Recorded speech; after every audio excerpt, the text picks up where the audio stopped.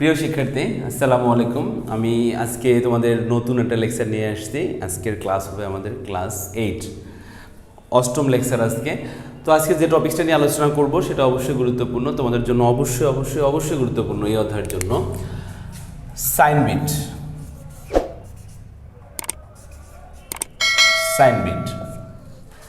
Sign bit বলতে আসলে কি বোঝায় সেটা একটু দেখে নেই। আমি কিন্তু আমার পরিচয়টা বরাবর দিয়ে দিচ্ছি আবারও, আমি তোমাদের সেই তানু ভাই। সাইন বিট হচ্ছে চিহ্ন বিট, বাংলায় বলা হয় এটাকে চিহ্ন বিট। আমি নিচে লিখতেছি, এটা চিহ্ন বিট। সাইন বিট বিষয়টা আসলে কি এটা একটু জানা উচিত। সাইন বিট হচ্ছে আমরা যদি কোনো সংখ্যাকে, আবার কোনো সংখ্যা বলতে দশমিক সংখ্যা 0 থেকে শুরু করে প্লাস 127 পর্যন্ত আর কি, বা এটা বলতে পারো প্লাস 127 থেকে শুরু করে মাইনাস 128, যদি এদের মধ্যে কোনো সংখ্যা হয়ে থাকে, সেই সংখ্যাটাকে যদি আমি বাইনারিতে রিপ্রেজেন্ট করি তাহলে অবশ্যই আমরা 8 বিটে রিপ্রেজেন্ট করব। কয় বিটে? 8 বিটে আমরা রিপ্রেজেন্ট করব। 1 2 3 4 5 6 2 8, আমি একটা বক্স করলাম, 1 2 3 4 5 6 7 8। তাহলে কোন সংখ্যাগুলোকে আবার বলে দিচ্ছি, প্লাস 127 থেকে শুরু করে মাইনাস 128, যদি এদের মধ্যে কোনো সংখ্যা, সেটা অবশ্যই দশমিক সংখ্যা। যদি দশমিক সংখ্যাকে আমি বাইনারিতে রিপ্রেজেন্ট করি তাহলে কয় বিট দরকার? 8 বিট। এই 8 বিটের মধ্যে একটা বিট থাকবে, সেই বিটটাকে বলা হবে সাইন বিট। ফর এক্সাম্পল, আমি যদি প্লাস 56, এটা দশমিক মান, আমি এই দশমিক মানটাকে বাইনারিতে রিপ্রেজেন্ট করবো, আমি শক্তি সারণী ব্যবহার করি তাহলে সহজ হবে। 1 2 4 8 16 32, তাই না? আমার কত লাগবে? 56। আমি 56কে মেলাবো এখানে, তাহলে 30 40 46 48 আর 8 যোগ করলে হবে 56 আর কি। তার মানে কি এটা এবং এটা, এই তিনটা মানে একত্রে যদি যোগ করে তাহলে কত মিলবে? 56 মিলবে। হ্যাঁ, 30 40 46 48 56। ওকে, তো 3টা 1, তারপর 3টা 0। তবে একটা কথা বলেই রাখি তোমাদের, এই মানটাকে এদের মধ্যে যদি কোনো সংখ্যা হয়ে থাকে কয় বিটে রিপ্রেজেন্ট করবা? 8 বিটে রিপ্রেজেন্ট করবা।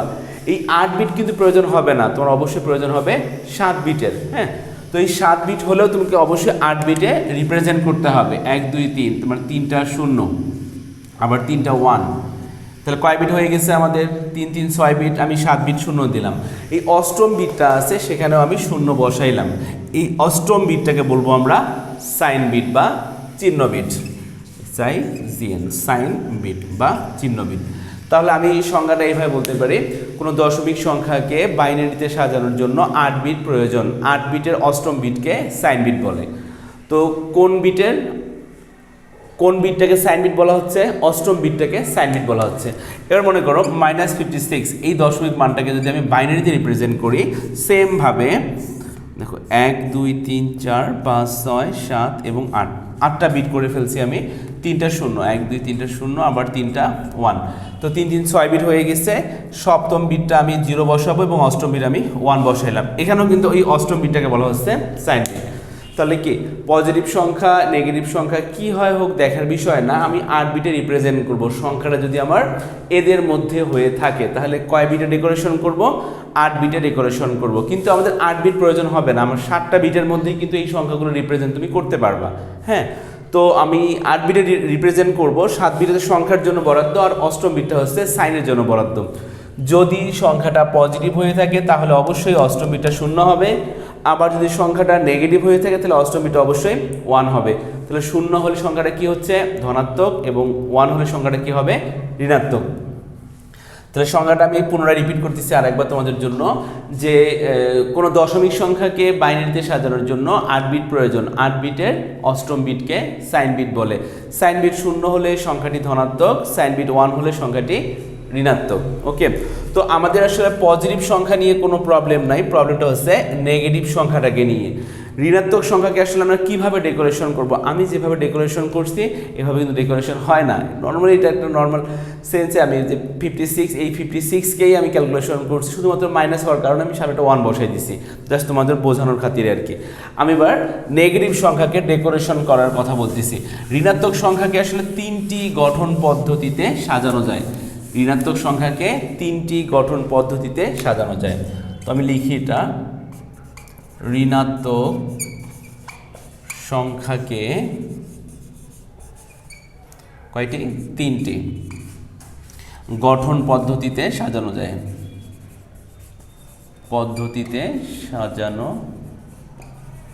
যায়। তো আমি কোন সংখ্যাটাকে ডেকোরেশন করতেছি? ঋণাত্মক সংখ্যাকে। কয়টা তার পদ্ধতি? 3টা গঠন পদ্ধতি। পদ্ধতিগুলো কি কি? প্রথম পদ্ধতি হচ্ছে প্রকৃত মান গঠন। প্রকৃত মান গঠন, আচ্ছা গঠন। 2 নম্বর হচ্ছে 1 এর পরিপূরক।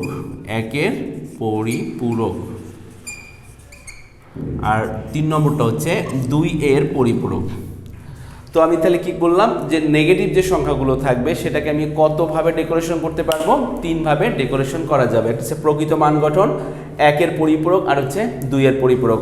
আজকের ক্লাসটা আমরা 1 এর পরিপূরক এবং 2 এর পরিপূরক কিভাবে করতে হয় এর উপরে করবো আর কি। হ্যাঁ, তবে প্রকৃত মান গঠন এখন বিলুপ্ত হয়ে গেছে, তো এখন মানে এই প্রকৃত মান গঠন নিয়ে আসলে কথা বলতে হয় না।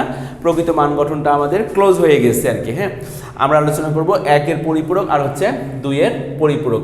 আমরা আসলে এই 3টা টপিক কই থেকে পাইছি? ঋণাত্মক সংখ্যাকে আমরা যতভাবে ডেকোরেশন করতে পারবো সেই 3টাই কিন্তু এটা 3 ভাবে আমরা ডেকোরেশন করতে পারি। হ্যাঁ, প্রথমে দেখবো আমরা 1 এর পরিপূরক। কেন? কারণ প্রকৃত মান গঠনটা আমাদের বিলুপ্ত হয়ে গেছে, এটা এখন প্রয়োজন হয় না, এই জন্য এটা ক্লোজ। আমি এরপরে আর কি শেষের দিকে আমি অবশ্যই কিছু কিছু টপিকস নিয়ে কথা বলবো তোমাদের সংজ্ঞার জন্য, কিভাবে সংক্ষেপে মনে রাখতে পারো।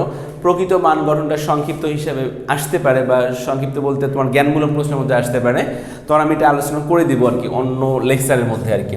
আমরা আজকে আলোচনা করব 1 এর পরিপূরক এবং হচ্ছে 2 এর পরিপূরক। 1 এর পরিপূরক, এই 1 এর পরিপূরককে বলা হয় কিন্তু ওয়ান্স কমপ্লিমেন্ট। আমি কমপ্লিমেন্টেই লিখলাম, তোমরা 1 এর পরিপূরকও লিখতে পারো অথবা ওয়ান্স কমপ্লিমেন্ট লিখতে পারো। এর সংজ্ঞাটা হচ্ছে এমনটা যে কোনো বাইনারি মানের বিপরীত মানকে ওয়ান্স কমপ্লিমেন্ট বলে। কোনো বাইনারি মানের বিপরীত মানকে ওয়ান্স কমপ্লিমেন্ট বলে। বাইনারি মান কয়টা আছে? 2টা, 0 1, তাহলে 0 এর বিপরীত 1 আর 1 এর বিপরীত হচ্ছে 0। অর্থাৎ কোনো বাইনারি যে মানগুলো থাকবে সেগুলোর আমরা বিপরীত মানগুলো বসাবো, সেটাকে কি বলবো আমরা? Once complement. একটা কোশ্চেন লিখি আমরা, ফর এক্সাম্পল 1 0 1 0 1 বন্ধনী ক্লোজ বেস 2। কিসে আছে? এটা বাইনারিতে আছে। এর ওয়ান্স কমপ্লিমেন্ট কত? ওয়ান্স কমপ্লিমেন্ট কত? এটা প্রশ্ন আমাদের। এটাকে সলভ করবো কীভাবে দেখি আমরা কিন্তু সংজ্ঞাটা পড়ে নিয়েছিলাম এমন করে, কোনো বাইনারি মানের বিপরীত মানকে ওয়ান্স কমপ্লিমেন্ট বলে। কোনো বাইনারি মানের বিপরীত মান, তো এখানে যে বাইনারি মানটা আছে তার বিপরীত যে মানগুলো আসবে সেটাই কিন্তু আমার ওয়ান্স কমপ্লিমেন্টের মান। 1 0 1 0 1 বন্ধনী ক্লোজ বেস 2 এভাবে লিখবা। এর ওয়ান্স কমপ্লিমেন্ট, ওয়ান্স কমপ্লিমেন্ট হলো এইখানে যে 5টা বিট আছে না, এই 5টা বিটের বিপরীতগুলো বসাও। প্রথমে কত আছে? 1 আছে না এখানে, তো তুমি 1 এর পরিবর্তে 0 বসাও। আবার 0 আছে, 0 এর পরিবর্তে 1 বসাও। 1 আছে, 1 এর পরিবর্তে 0, তারপর 0 আছে, 0 এর পরিবর্তে 1, আবার 1 আসতে 1 এর পরিবর্তে 0 বন্ধনী ক্লোজ বেস 2। এটাই কিন্তু আমার অ্যান্সার। এটা হচ্ছে আমাদের কি?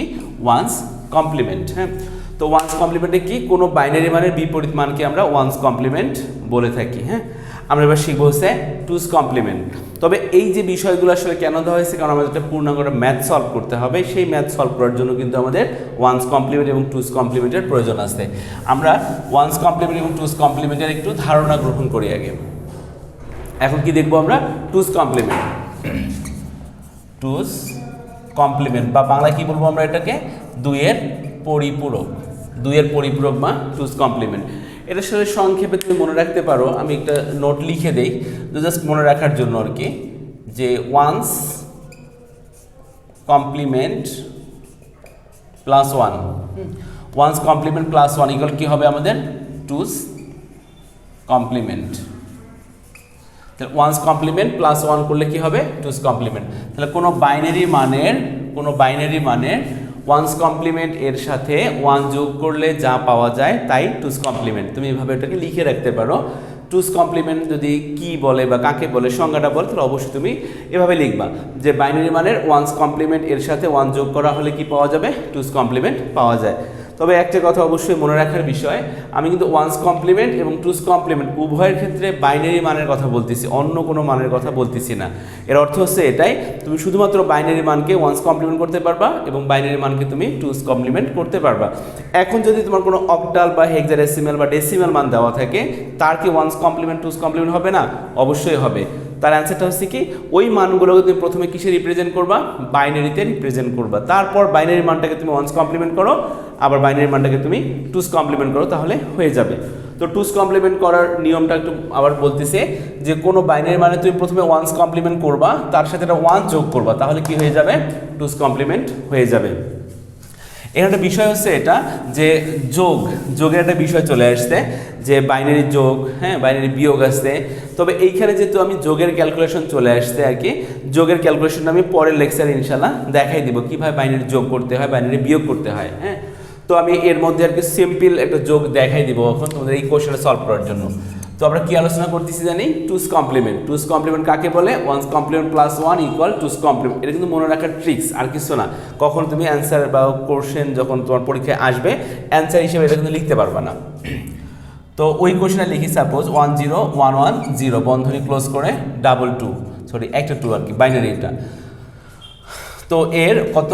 টুস কমপ্লিমেন্ট কত, তাই না?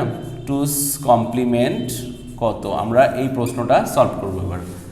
তো বাইনারি মানের কি করতে হয় জানি? প্রথমে ওয়ান্স কমপ্লিমেন্ট করতে হবে। তবে এখানে একটা কথা আছে, যদি কখনো প্রশ্নে বলা হয় যে ওয়ান্স কমপ্লিমেন্ট নির্ণয় করো, তাহলে এখানে কোনো বাধা ধরার নিয়ম থাকবে না, যে কত বিট আছে কত বিট নাই, এইগুলো তোমার আসলে খেয়াল রাখতে হবে না। যদি কখনো টুস কমপ্লিমেন্ট বের করতে বলে, কি টুস কমপ্লিমেন্ট বের করতে বলে, তাহলে অবশ্যই তোমাকে এই বিটগুলোর মধ্যে 8 বিটে রিপ্রেজেন্ট করা উচিত। 8 বিট রিপ্রেজেন্ট না করলে নর্মালি তোমার টুস কমপ্লিমেন্ট হয় না আর কি, ধরা হয় না।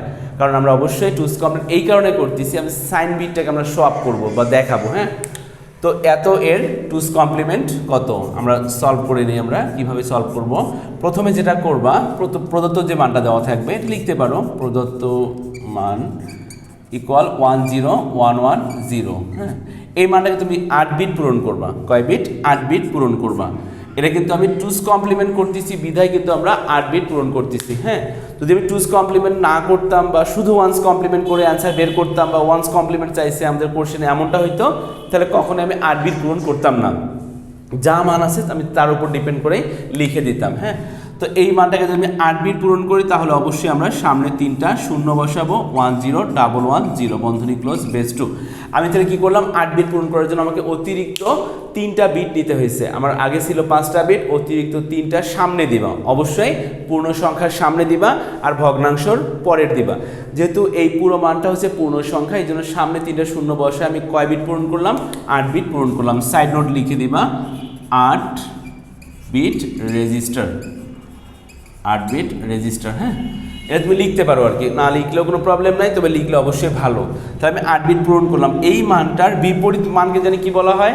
Once complement. তাহলে আমি বিপরীত মান, 3টা 0 আছে, এই 3টা 0-র পরিবর্তে আমি 3টা 1 বসাই দিব। হ্যাঁ, আবার 1 আছে না, এর পরিবর্তে 0, আবার 0 আছে, 0-র পরিবর্তে 1, 2টা 1 আছে, 2টা 0 বসবে, 0 আছে 1 বন্ধনী ক্লোজ বেস 2।